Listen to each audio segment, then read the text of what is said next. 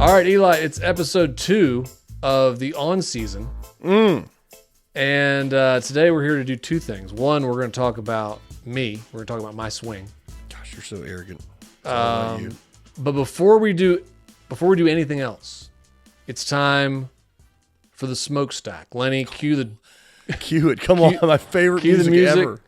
Cue the dry ice effect, Lenny. If you can put some dry ice. Roadies. We'll talk about that later. Last week, after one session of foundations, we had some surprising results. Last time I accidentally looked. I have not accidentally looked. Have you looked? Do you know what's happening here? Lenny, cue the honesty music. Oh, you do know. My last session, it was eating me alive, and I fought the demons. I tried to hold off, and I was too paranoid. I was like, I've got to look at what he's doing. So I know the results. So why don't you read the results? Okay. I'm pulling them up right now.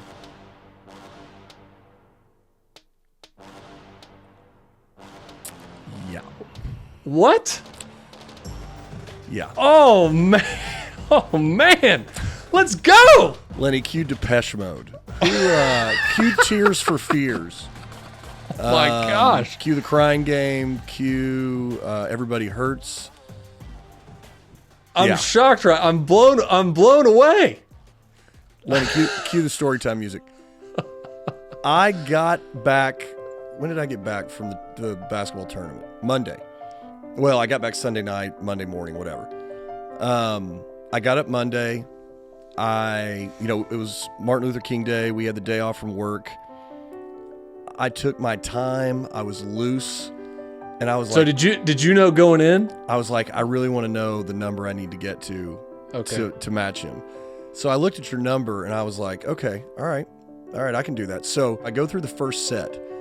And I mean, it is like new personal best, swing 4. New personal best, swing 5. New personal best, swing 7. I'm like, I'm going to steamroll this guy when we get to our E-speed. Like, I was like, I'm going to just annihilate him. So, and I'm feeling really good. I get to the E-swings, and I know your number, and I cannot get to that freaking number. I mean, and I'm doing everything I can. I cannot get there. Let's go! And by the way, I don't mean that like the program's not. My swing speed, I'm gonna show you something in a minute. My swing speed is going up. Like, it's not a question of whether I'm picking up speed. Yeah. You have just picked up an insane amount of speed over me. Like, how do you feel? I mean, you've got to feel great. I do feel great, but I didn't know. So I only looked at yours. Last time I looked at yours was on the second one, and you made gains, and we were like neck and neck. Yeah. So I was coming into today, like, I felt confident that I wasn't going to be behind. If I was behind, I wasn't going to be behind by much. But I didn't think I'd be beating you by 3. I didn't. Like 328, when I saw that before I went to do the workout, it hurt my feelings a little bit. I was like, oh my gosh, 328? 117 is your equivalent speed? Like, that's insane. Yeah, I need to get to. I still haven't been able to hit an actual driver. I really want to do that. But well, that's okay. So I wanted to. That's what I wanted to share with you. So okay. So I had another lesson today with Larry. Rolled over. He was sleeping next to me. We just walked out to the range together. And just you had a bite of kasha, a little bit of kasha, and then pastries, and then some pastries, and then we were good. Larry, PGA shows next week, so you and I are, which by the way we're going to for the first time, we are going, which we're very PGA excited show. about.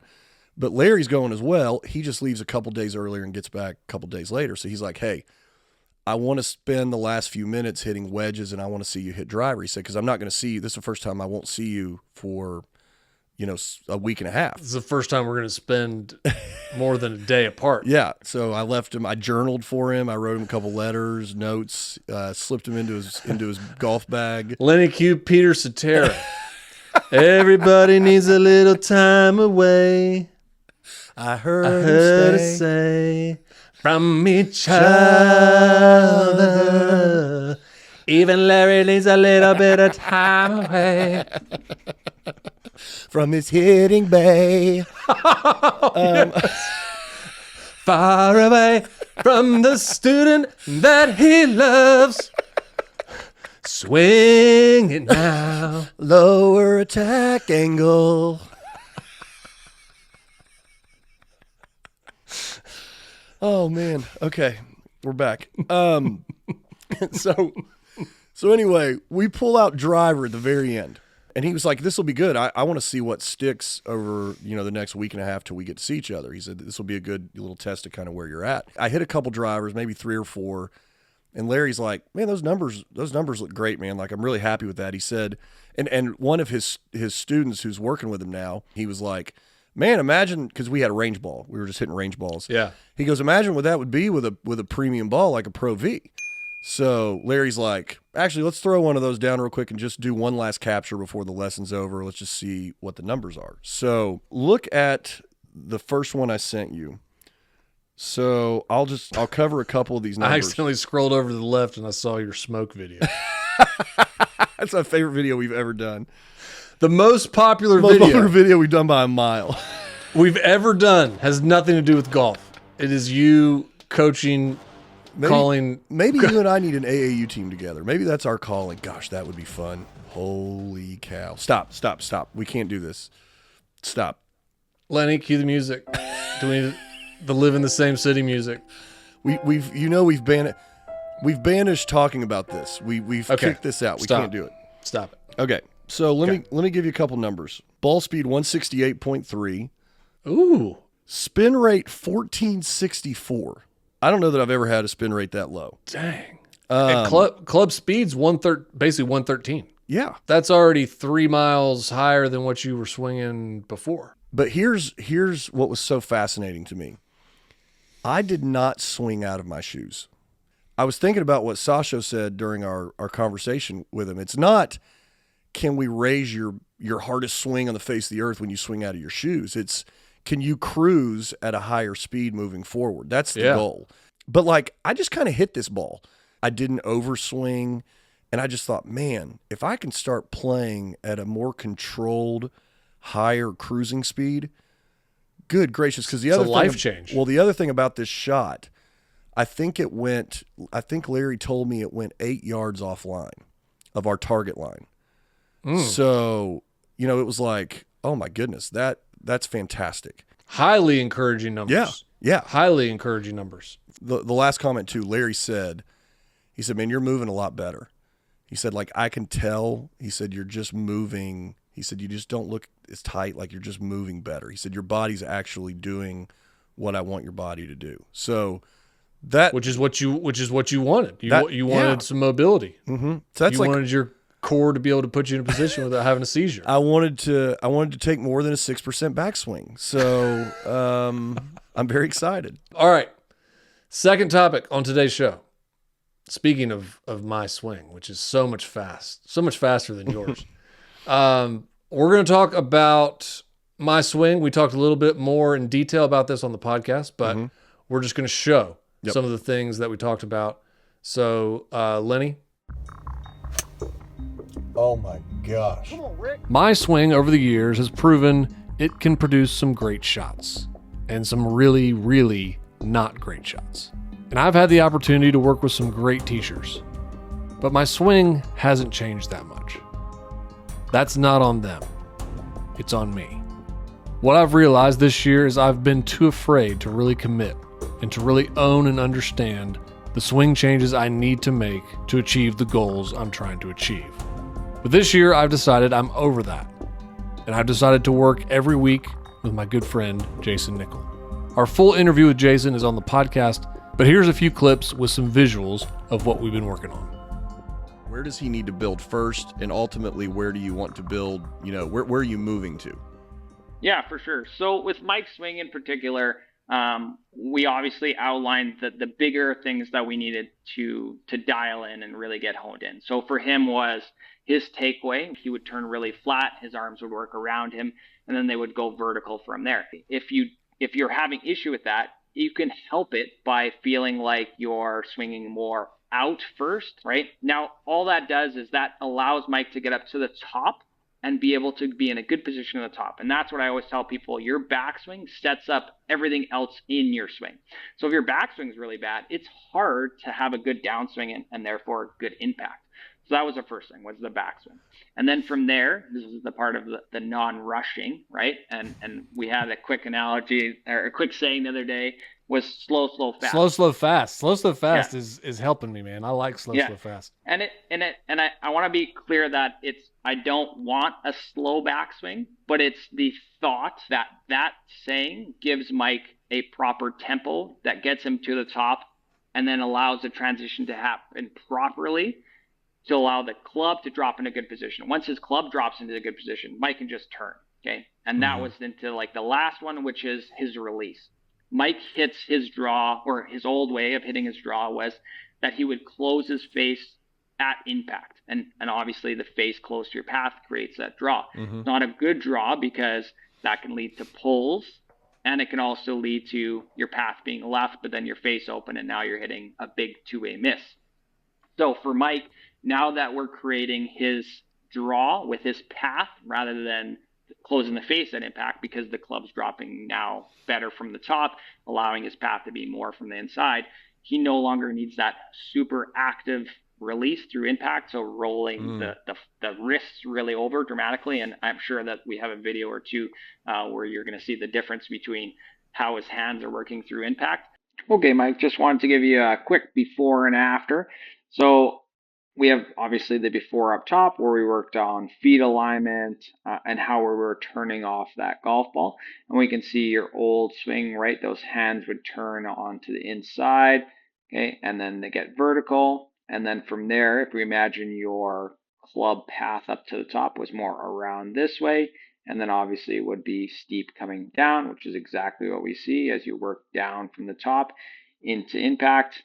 And then as you move through that ball, that really active throw, okay, causing that face to just be able to shut for you to hit that draw.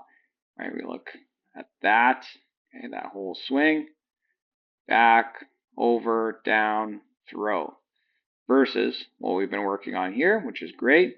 You can see that as you're turning, the hands are rising up, and now we're getting that club working more up plane, and then it's going to want to work down and behind you, which is exactly what's happening. Up to great position, and then down, and now we can turn through impact. And look at that release pattern versus that release pattern. Okay, really good work. Awesome. All right, Eli, so there you go. You've seen a lot of that. But you were on the phone with Jayson. What were your takeaways after that conversation? We were just talking about what we were working on. I think more than anything, just the difference a detailed plan makes.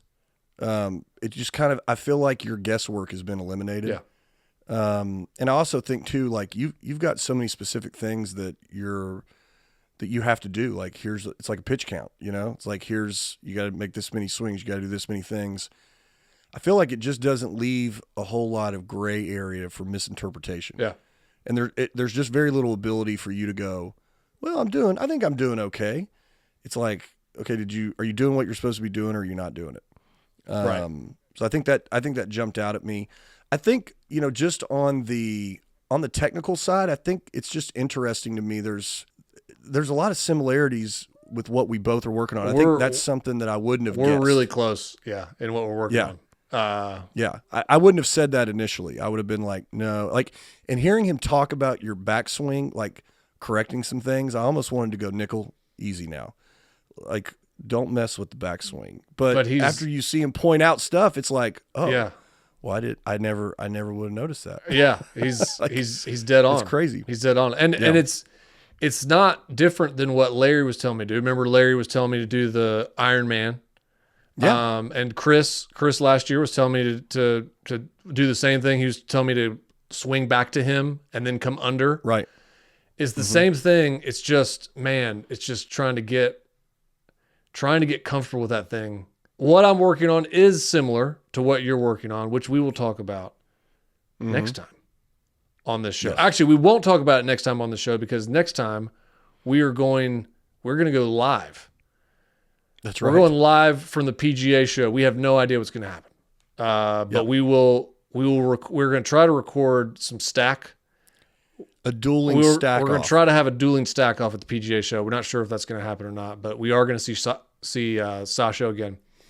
So we're going to try to do that. But then the week after that, we're going to go and get into your swing and talk to Larry. Have some pastries together virtually. It's gonna be fantastic. We may have some pastries in Florida at the PGA show. You never know. I forgot. Man, we might have to stay a couple extra days. Yeah, we might need to.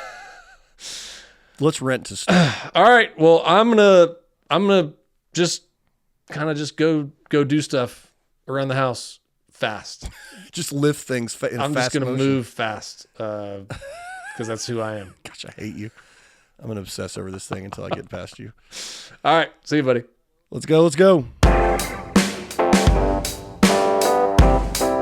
Man, I don't know what to do other than just start measuring my wall. Try to figure out. Other than to start, you're probably gonna have a tank top on the next time you go and swing, and a big jug of water. Are you gonna be like a builder? I got to figure out where this painting's going. This is what I needed. This is the spark that I needed. Not that I needed one anyways, but apparently, this is what I need to just spark. get in my head. Duralast. And freak.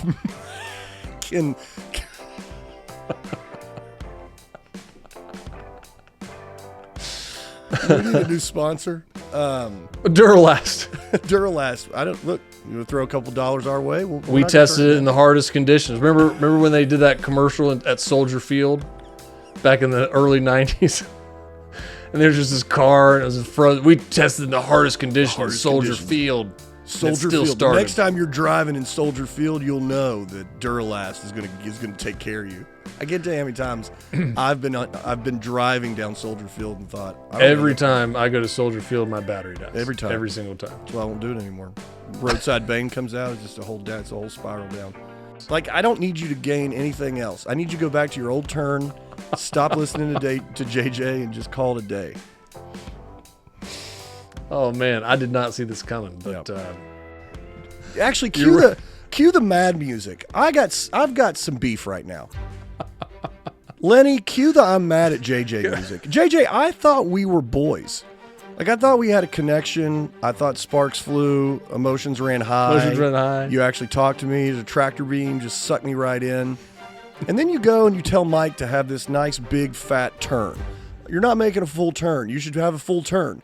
And now all of a sudden he's like Kyle Berkshire. I'm Berkshire, baby. I'm just furious right now. I mean, Jason would text me like every week and be like, "Hey, you got a swing for me to look at? You got a swing for me to look at?" And I felt like the David Chappelle guy. Got any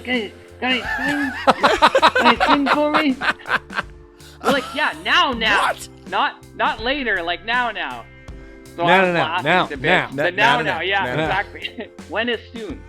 Soon is now. When will soon be now? Now, soon, sir. We already know your team bear. You've put together a PowerPoint presentation that I have failed to put up.